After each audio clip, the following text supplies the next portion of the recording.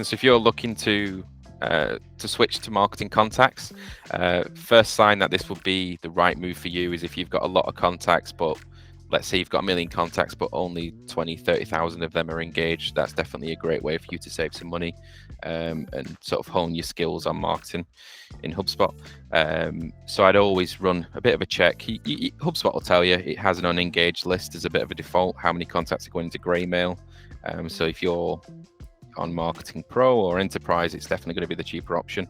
And it also sort of gets you into the habit of making sure your marketing's much more targeted. You're not just trying to shoot an email out to 1 million people. You think of all the variety you're going to have in there. It's going to be all different job roles. They're all going to be looking at different services.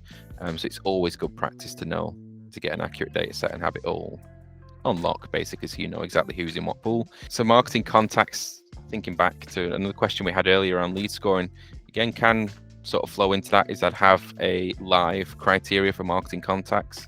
Again, thinking back to that issue with lead scoring, is some people will set it up and leave it. They won't touch it again. They won't put time sensitive information in there.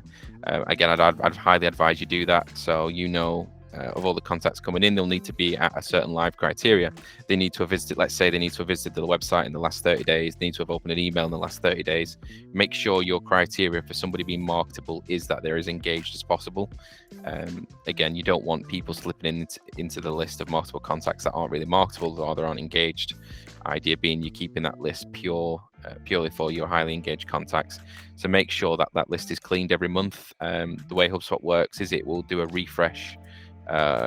When you want to add a contact as marketable, that can be done whenever you want at the click of a button or through automation. But if you want to remove someone as a marketable contact, that can only be done once a month, and it's usually at the start of the month. So I'd make sure you have automations in place. You have a defined list that if somebody falls out of that active list criteria, again, thinking they've not visited the website in 30 days, they've not opened an email in 30 days, they've not spoken to anybody in 30 days, then it could be that they fall out of that list. So just make sure it's as up to date as possible. And just rerun it at the end of every month just to make sure you're cleansing out those contacts that are no longer engaged. You save yourself some money, and you'll also improve your own marketing results as well. So it's a win-win, really.